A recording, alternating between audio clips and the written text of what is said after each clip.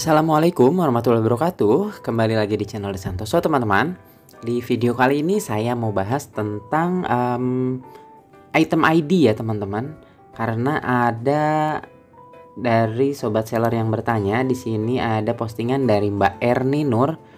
Maaf kalau postingannya telat untuk dijawab ya Mbak. Ini postingan Mbak dari tanggal 31 Januari dan hari ini tanggal 9 Februari. Jadi udah sekitar 9 harian postingannya. Maaf banget nih ya Mbak ya, karena ya kesibukan juga. Di sini saya seller, pengiriman gagal kepada pembeli dan paketnya rusak. Saya ajukan klaim di formulir online, ada item ID. Nyari-nyari item ID-nya di mana ya? Kok nggak ketemu-ketemu?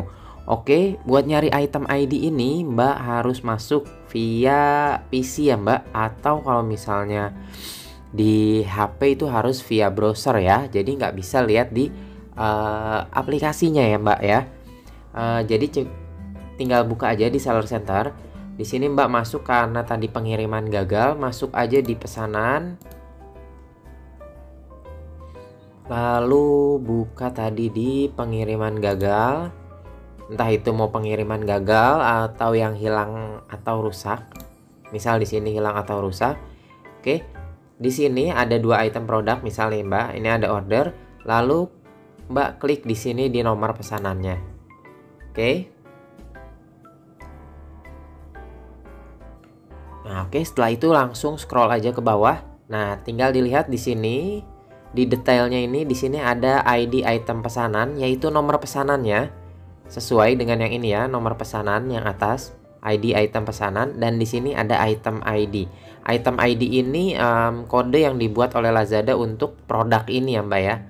Jadi itemnya, ID identitas itemnya itu di nomor ini.